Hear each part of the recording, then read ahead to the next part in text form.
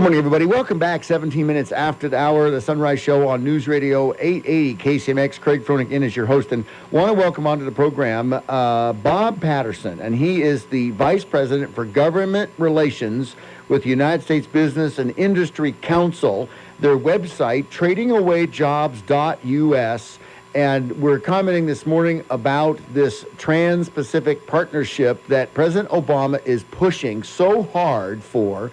And this, I tell you what, ladies and gentlemen, if you're talking about jobs, we talk about jobs all over the nation. You talk about minimum wage. These are industrial family wage jobs. And to see these jobs go overseas is just horrible. But the crazy part about this is when you get right down into this Trans-Pacific Partnership, one of the experts indicates currency manipulation is what's going to hurt the United States the worst. And Bob, good morning. Welcome to the program. Hey, Craig, thanks for having me on. Yes, this latest talk on TPP is just the latest in 20 years of happy talk on what, quote, free trade will do for America. See, the free trade, the free trade, I want to find out, because there's always been subsidies and tariffs, and it hasn't really been free trade. And I don't know if you just saw this, Bob, but just coming out of the Wall Street Journal this morning, about 40 minutes ago, Japan's prime minister says the U.S. and Tokyo are close to an agreement on the Pacific Free Trade Pact. Well, Japan wants this TPP deal because they will use it to continue their pattern of currency manipulation where they lower the value of the yen. And that enables them to export more and import less. And so this is why Japan is all gung-ho for TPP, because it's going to enable them to continue their trade strategy of elevating their exports and minimizing their imports. It's just the opposite of what we're going to do, because TPP will, if the last 20 years is any indication of what these trade deals do, it will lower our exports relative to imports. We'll have more imports coming in and less exports going out. It's an amazing, it seems like a payoff, because this isn't what's best for America.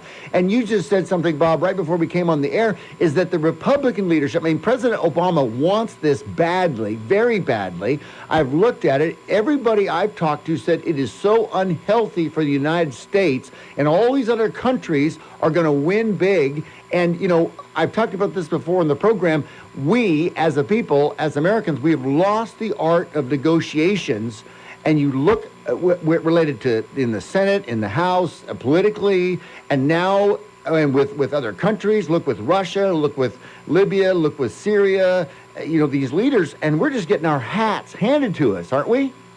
Well, if you look at the record of the last 20 years, beginning with NAFTA, we've had all this happy talk that free trade, that our ship is going to come in and we're going to have more jobs and higher prosperity.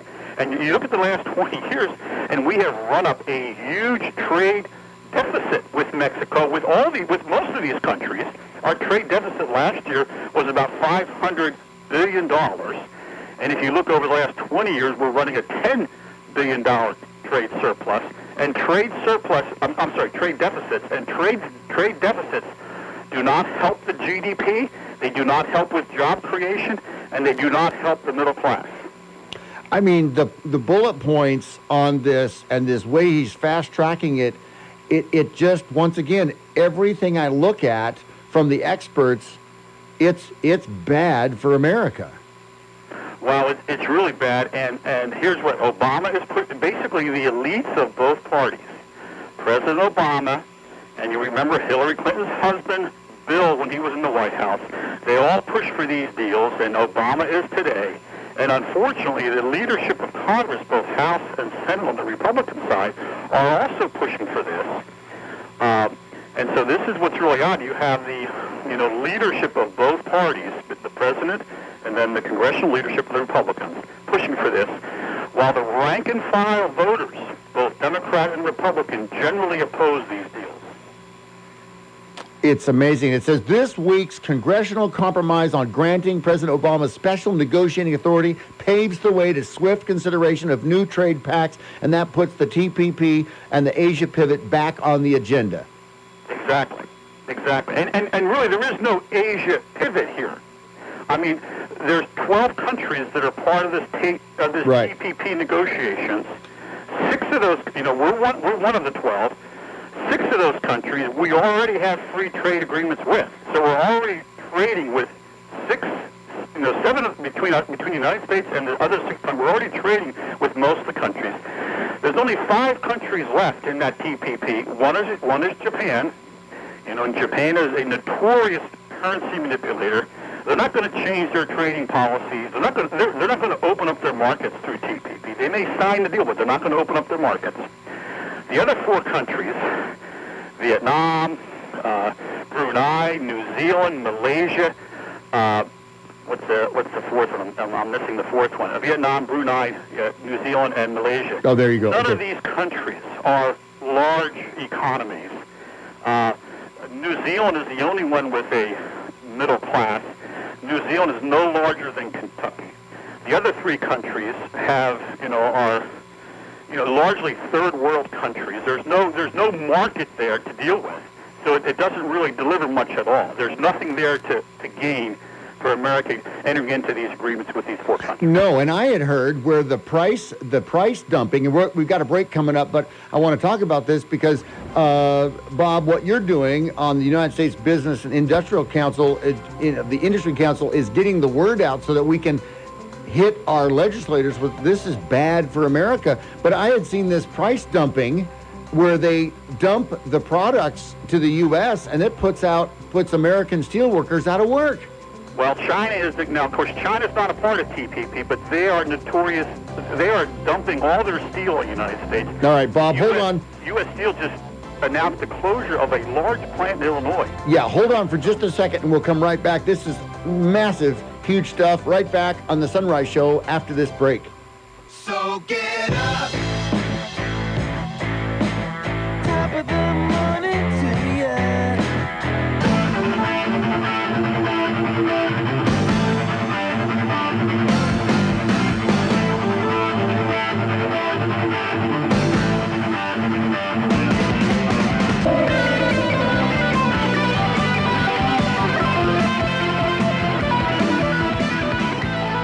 Good morning, everybody. Welcome back. 33 minutes after the hour, about 42 degrees out.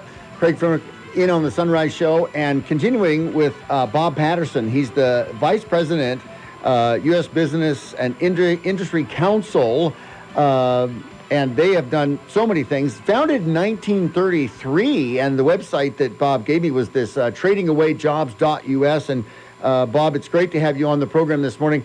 Tell our listeners, because this is so amazing that we talked earlier on the program that President Obama wants this Trans-Pacific Partnership of the 12 countries. 6 of the countries already have free trade. Then you take the U.S., which is already on the other 6. That means there's only 5 countries left that are, and of course Japan now has just announced from the Wall Street Journal that there's a very close deal, and Japan wants this because what they do is they devaluate the yen. That increases their exports and lessens their imports, correct? Well, the whole Japanese strategy has been this way for a long time. I mean, they're very protective of their manufacturing. They want to export everything they make. And so basically what Japan's main strategy is to devalue. They do this currency devaluing, so it enables them to export more. And that's the way they want to keep their economy going. And TPP is not going to change their basic strategy. They're going to use that to even, to raise their exports, not to increase their imports. And so we're going to be again at a disadvantage with Japan. And they've been a notorious currency manipulator for years. And that's the only country instead of doing TPP, the United States should be sitting down with Japan and dealing with their currency manipulation the way Ronald Reagan dealt with this in 1985 at the Plaza Accords in New York City. Exactly, because if they manipulate the currency, then of course the pricing is completely blown out. And what the example was, I couldn't believe it, when China did their steel dumping in the Midwest related to the fracking, and now U.S. Steel, you were just saying that they have cut jobs, 2,100 jobs. I mean, that's 2,100 American families that are out of work because China brought their steel in, and America allowed it. Well, we have had a depression-like contraction of steel production in this country, largely due to foreign dumping of steel. China is the big one on this. And, of course, the U.S. Steel Corporation, they've announced the closing of this one plant. I think it's in the middle of Illinois. The name of the town escapes me. Yeah. But that one plant employs 2,100 people earning a family wage. These are good jobs with benefits. These are the kind of jobs that Americans without a college education covet. And these are the kind of jobs we have lost over the last 20 years. We've lost close to 6 million manufacturing jobs in this country over the last 20 years. That's just and these are good jobs that pay a good wage, support a family, and all that money is circulated in the economy. And these people aren't on welfare. They're not taking food stamps. They're not on Social Security disability. They're working what Americans want to do. Well, now, interesting, Bob, why is Congress, first off, two questions. One, is President Obama unilaterally dealing with this, and is the Congress laying down and letting him do this? Well, that'll be a good question, because right now the leadership of both the House and the Senate, Republican leadership, is largely supportive of these trade deals.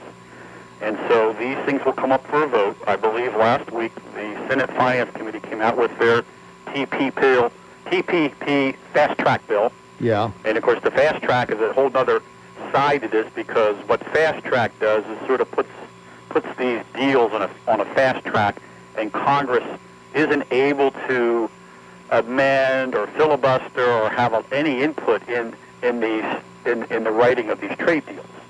And it's all Congress sort of hands over their authority to the executive branch. And so these, so last week the Senate Finance Committee came out with their fast-track TPP bill, and I believe the House Ways and Means this week is releasing their version of the bill, and so both House and Senate will vote on this. I'm not sure when, but the committees will vote on it, and then it's up to Congress to say up or down to fast-track and to TPP. What's interesting, Bob, is that President Obama committed to the American people to bring up to start 1 million manufacturing jobs in this country. This doesn't sound like this is the way to do that. Well, you recall, too, he promised that when he signed the Korean free trade deal that he was going to generate, I don't know how many jobs, he said 55,000 new jobs for the Korean deal that was, I think, implemented 3 years ago. And the Korean free trade deal has actually resulted in an acceleration of our trade deficit with Korea. It has not decreased our trade deficit with Korea. And so I think there's estimates of we've lost 50,000 jobs just from that one trade deal with Korea. That's amazing. Bob, in our last minute, what can people do? Besides writing their congressmen and their senators, Senator Ron Wyden and Senator Jeff Merkley from Oregon, and then Congressman Greg Walden and Congressman Peter DeFazio, aside from calling their offices, what else can, residents, Oregonians do here? Well, I think that's the best thing they can do. Make their position, make their thoughts on this known to their congressmen and their senators. And that's what else? Maybe write letters to the editor, but I think contacting their respective members of the House and in the Senate is the best thing to do. Let their voice be heard. Well, it's amazing what you've done, and Bob, thanks so much. The tradingawayjobs.us is one of the websites that your group, USBIC. The USBIC is put together, and Bob, it's great to have you on. Let's keep following that. And ladies and gentlemen, Bob Patterson, he's the Vice President of the Government Relations with United States Business and the Industry Council, and it's great to have you on this morning, and good luck with that. It's America has lost their art of negotiations. We're getting our hats handed to us. In fact, Donald Trump even said America is dying, and these politicians are not doing anything to save it. Well, Craig, thanks for having me on today, and I'll come on anytime you need me. Absolutely. It was good chatting with you. All right, awesome. Thank you, Bob. Okay, Craig. All right, take care. Bye-bye. More on the Sunrise Show. This is just scratching the surface. I hope you'll get to the website and Check all that out. We'll be posting it on our Facebook page as well. Stay tuned. ABC Sports about 4 minutes away. We'll be right back on the Sunrise Show after this.